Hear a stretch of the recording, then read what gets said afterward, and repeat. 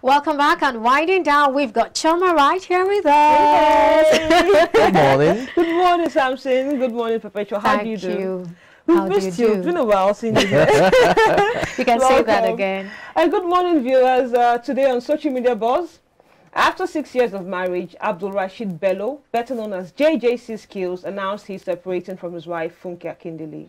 In the post, he made it known that they had been having some marital issues, and 3 months ago, she asked him to leave the house, which he did, and since then, he had not been able to have a concrete discussion with her apart from the AMVCA.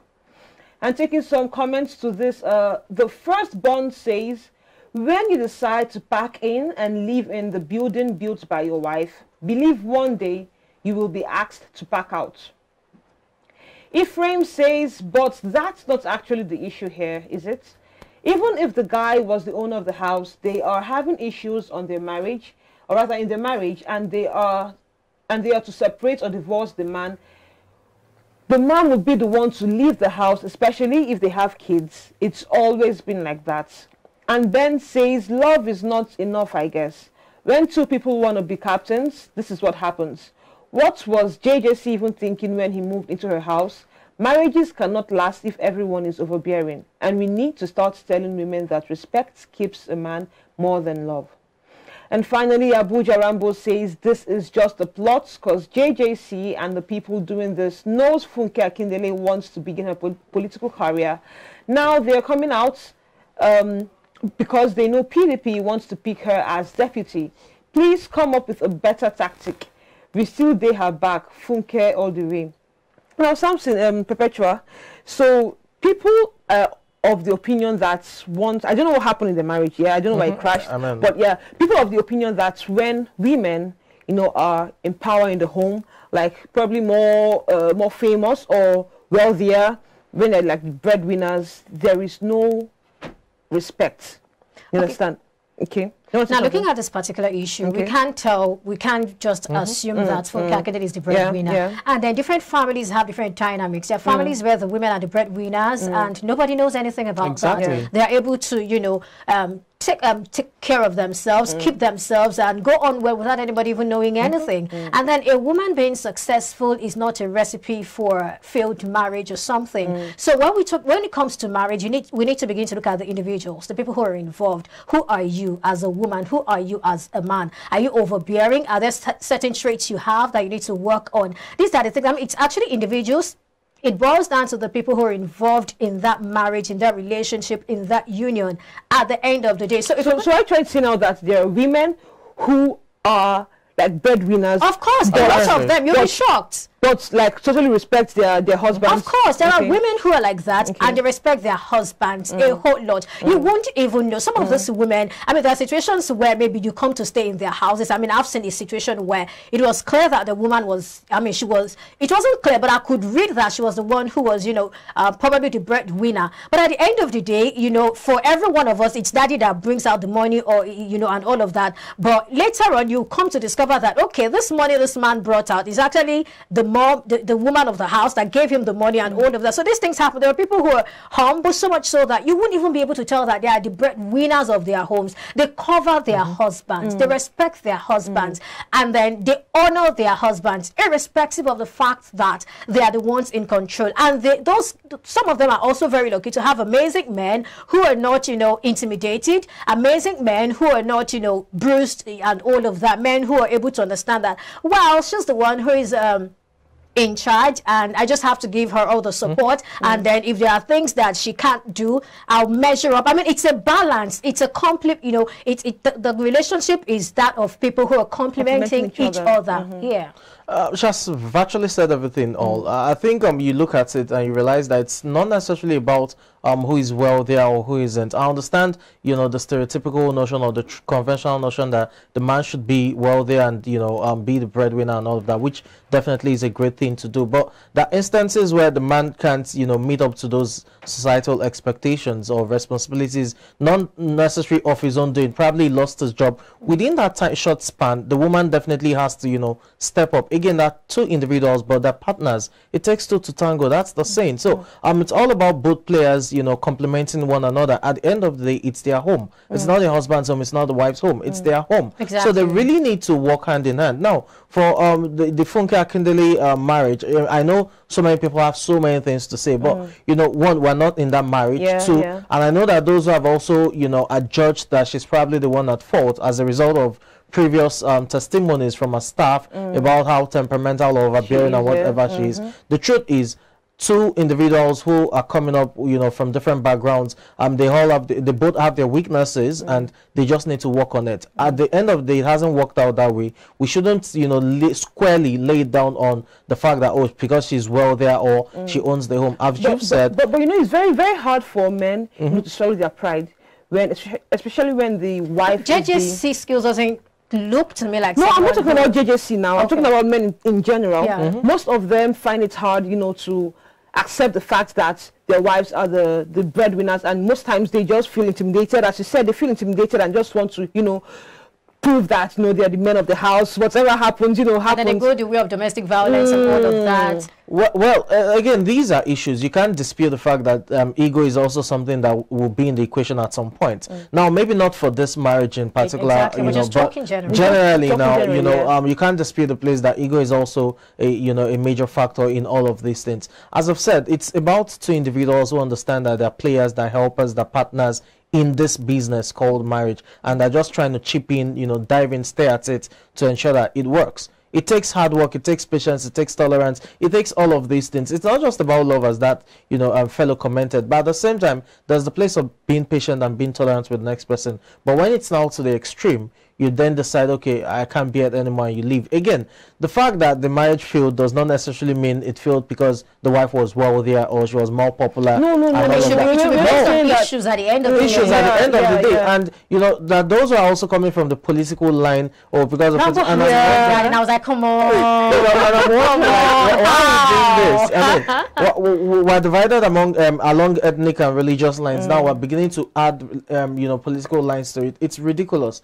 It's quite unfortunate the marriage ended or has failed or ended the way it is. But you should understand that it takes two people to make things work. And if one party is the one, you know, doing all the work and it's not working, then it's better they part ways in peace, and hopefully they get solace wherever they are right now. You know, back to what you were saying, I feel that there's a social construct that a lot of persons have already, you know, they grew up into it and they feel this is how it should be. I think we should start having that conversation about the fact that it's about two people. It doesn't matter who is wealthier, it doesn't matter who is richer, who owns the home, who owns all the things. What matters is that both of us want to work together, and we're going to do everything it takes to make it work together. It's unfortunate that sometimes it's family members and friends who are going to start that conversation.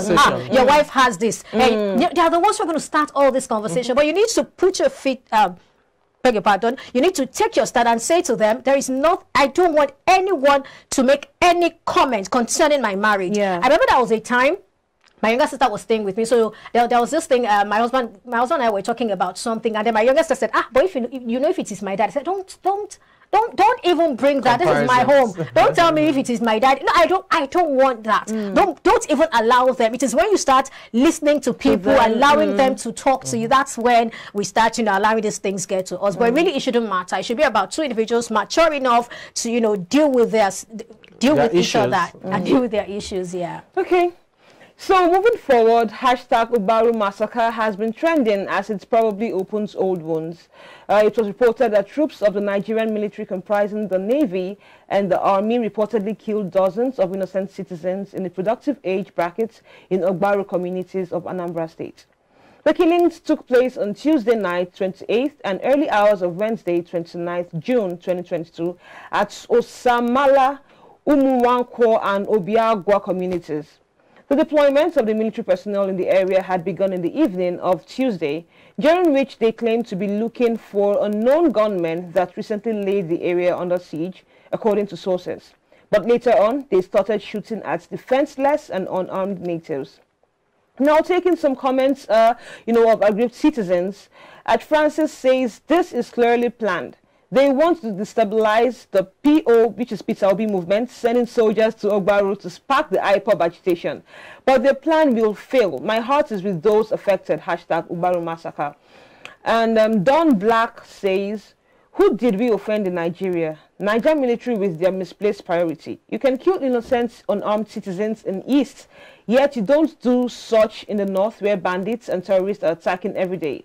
Why can't they go to Southern Kaduna to fight terrorism? Hashtag Obaro Massacre. And 30BG says, there at Peter Obi, innocent civilians of Igbo youth are being massacred, butchered in Obaro community of Anambra State by Nigeria Army, and you are yet to make any atom of comment concerning it because of your political ambition. And finally, Indigenous Refugees says, I'm not against obedient movement or Peter Obi winning election. I'm concerned that if this colossal quagmire is not nipped at the bud via ultimate referendum or separation, then the imminent unrest from his winning will culminate in the very same thing we had all dreaded. Samson, Pep, what do you think about this? Okay, for me to even start with, the pictures are so gory. We can't even put them on screen. Terrible things happening. Unfortunately, in situations like this, when we have unrest and all of these things, it's just unfortunate that there are times that there is that collateral damage that would eventually occur. But in this case, it doesn't even feel like they worked with the intel that was given to them. It felt like they weren't prepared to, you know, make it a free-for-all or something like that. And that really is it's to be condemned, really, to be condemned to a very large extent, because if when we look at what's happening, we know that a lot of things have been happening, and we're talking about unknown gunmen. Now you came and you said, okay, it's the unknown gunmen you are after and all of that, and then they told you this is where you're going to see these people. And we should expect that everything, and we should even expect that somehow you try to probably protect the people, but at the end of the day you turn back and it's everyone. You just, for every young person. Now all these young people, what makes you feel that all of them are involved or all of them are unknown gunmen? Even if you want to, I understand that there is collateral damage, definitely. When it comes to military operations, collateral damage not happens, all the time. But well, not all the time. But I think to a very large extent, we should be able to minimize that. We should be able to reduce that to the barest minimum. If you have not gone to other parts of the country where we've seen terrible things happen to carry out the same kind of operation, then we are wondering, why does it seem like you're powerful, you know, when it comes to certain parts of the country, and when it comes to some other parts of the country, you seem not to know what to do. I mean, no, I mean, the military men, they have been pointed to a particular area. They're like, this is where these guys are, this is where they hide, you know. But they left the pool, the river, you know, they were pointed at the forest, and they went to the village and started shooting at people. I mean, that's very uncalled for. That's it's pathetic what's happening. And the question again, you know, is why Anambra State? Because of all the states in you know, the southeastern region, it seems like that's the state that is the most besieged with all of these, you know, killings here and there. That's not to say that other states like Imo State are not also bearing the brunt of you know, these heinous acts. I haven't said that. I think it's quite unfortunate what's happening. Again, I really hope that as a people we move past, you know, some old relics that are still plaguing us in terms of religion, ethnicity, and now politics. Someone commented there and said, oh, this was a ploy to destabilize the PO movement. And I'm wondering, where's that coming from? Lives are lost, and yet you think that the military operation there is a way of destabilizing Peter Obi movements. That's ridiculous. Now, we're now beginning to see things along political lines, which shouldn't be at this point in time. The question would even be, is the Peter Obi movement based in Anambra to even start with? I understand, yes, that's his state of origin. He was once the governor, but is that where the headquarters of the political campaign is? Let's not divide ourselves along political lines. What happened is unfortunate, regardless of where it is. The fact that someone is beginning to see it in the line of, oh, is to destabilize a particular presidential candidate is ridiculous. And I hope that we do not go along that line where we further divide ourselves along, oh, you're an obedient, oh, you're an articulate, I'm an ashiwaju, so you know, we have grievances, and it's ridiculous. We shouldn't do that. What happened at Obaro community is extremely, you know, heinous in terms of the crimes, and I hope that the military you know, heads you know, would find a way to, you know, address these issues in terms of investigation carried out. Was did the soldiers there operate within the rules of engagement, and what was their rule of engagement. And you know, there should be a holistic investigation into what happened in terms of the killings. It shouldn't just go unattended to. That's what you expect. We shouldn't take it down to political lines like it was a ploy to destabilize someone's political campaign. That's extremely ridiculous. I feel sorry for those who died, especially their loved ones, and I really hope that peace comes to Southeast, especially Anambra State. It's becoming too much for that state. You've had gunmen attack lawmakers, behead them. You've had, you know, even down to the governors, local government areas. We've had, I mean, not talk about the incessant police attacks, you know, police stations being burned down all in the whole of the southeast region and all. So I really hope that peace comes in there. But as a people, we shouldn't fall for that ploy of political lines again. No, we are more than divided at this point between ethnic and religious lines. We shouldn't fall for the bait of political lines as well. All right, thank you very much, Samson. Thank you, Perpetua. And this is where we'll wrap it up on social media. But see you next time tomorrow. Back to you, Perpetua. Thank you so much. And I think it's a fine place to, you know, wrap up the show. And any final words from you, really? Okay, well, for me, I would just say that the elections are coming, and of course we know that a lot of things, a lot of propaganda, a lot of things will be thrown, you know, out there. But of course, we just have to understand that we are a people, and we should stay as a people. I mean, we are humans first before anything, so we should always think about that in all our decisions. That's a great one, Choma. Any last words? I'm fine. That's it's really good with Perpetua. Okay, we'll just have to wrap this up with a quote for the day, really, and you want to help out with that quickly?